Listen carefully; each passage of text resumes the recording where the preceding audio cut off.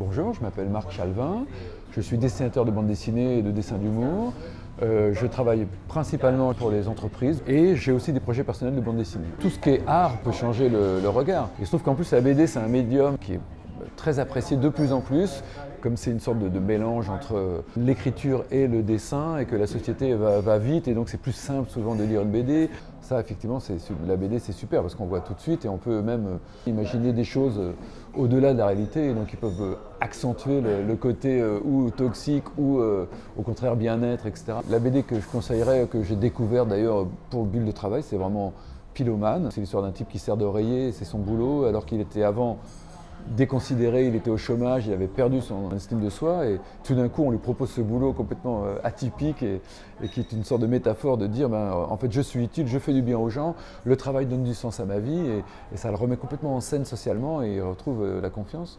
Je suis Françoise Def, conseillère nationale à l'UNSA. Dans le monde syndical, nous sommes en contact avec des salariés d'horizons extrêmement divers, mais nous ne rentrons pas forcément dans le cœur du métier. Alors la fiction doit rester une fiction. Si la fiction colle trop à la réalité, on perd parfois en émotion. Ce que j'apprécie, c'est quand l'ouvrage reflète tout de même en profondeur la réalité du métier.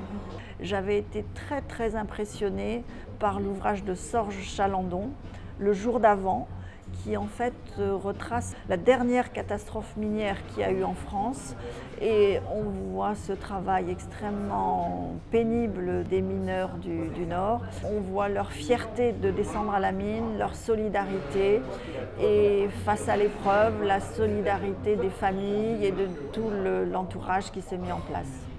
Éric Scherer, président du syndicat le CECI, syndicat créé en 1887, aujourd'hui un syndicat totalement autonome, mais à l'origine, en 1919, il a été le fondateur de la CFTC. La BD peut toucher le plus grand public sur des choses qui peuvent quelquefois être un peu complexes ou qu'on ne connaît pas. Un film qui me vient là tout de suite à l'esprit, La syndicaliste avec Isabelle Huppert. Ce film raconte bien une difficulté extrêmement importante que peuvent avoir les représentants ou les délégués ou les salariés quand ils sont face à une situation qui est anormale mais qui n'est pas facile à dénoncer. La réalité du monde du travail, c'est d'abord une histoire d'êtres humains qui sont confrontés à un problème et par rapport à leur environnement, comment on essaye de le régler. Et toute la complexité entre sa propre morale et la situation économique qu'on a tout autour de soi, y compris la sienne, et comment on règle tout ça, cette dualité.